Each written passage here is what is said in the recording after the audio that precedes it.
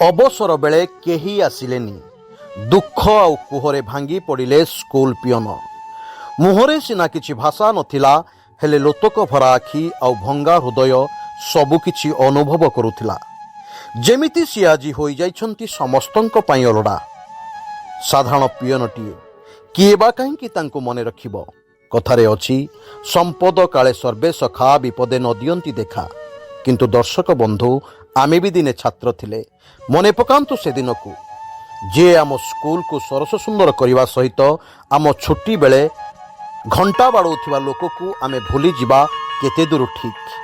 ଏମିତି ଏକ ଘଟଣା ଘଟିଛି ବାଲେଶ୍ୱର ଜିଲ୍ଲା ସିମୁଳିଆ ବ୍ଲକ ଅନ୍ତର୍ଗତ ମଇଦାପୁର ଭାରତ ସେବାନିଧି ଉଚ୍ଚ ବିଦ୍ୟାଳୟରେ। ସର୍ବପୁରାତନ ସ୍କୁଲ ହିସାବରେ ସାରା ରାଜ୍ୟରେ ଏକ ସ୍ୱତନ୍ତ୍ର ନାମ ରହିଛି। କିନ୍ତୁ ଆଜି ଏକ ଅଭାବନୀୟ ଘଟଣା ସମସ୍ତଙ୍କୁ ମର୍ମାହତ କରିଛି।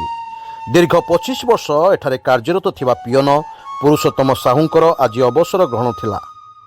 କିନ୍ତୁ ଯିଏ ଦୀର୍ଘ ଦିନ ସମସ୍ତଙ୍କ ଆବଶ୍ୟକତା ପୂରଣ କରିଆସୁଥିଲେ ମଧ୍ୟ ଆଜି ଶେଷ ଦିନରେ ସ୍କୁଲ ପହଞ୍ଚି ନିଜ ଅବସର ଦିନରେ କେହି ବି ଜଣେ କର୍ମଚାରୀ ନା ବର୍ତ୍ତମାନ ନା ପୁରାତନ ଛାତ୍ରଛାତ୍ରୀ ଉପସ୍ଥିତ ଥିଲେ।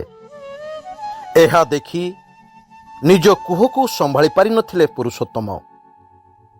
ଏମିତି ଏକ ଦୁଃଖଦ ପରିସ୍ଥିତିରେ ସମସ୍ତଙ୍କୁ ଦେଖା ନ କରିପାରି ଶେଷରେ ପୁରୁଷୋତ୍ତମ ନିଜ ସ୍କୁଲକୁ ପ୍ରଣାମ କରି ଘରକୁ ଲେଉଟିଥିଲେ।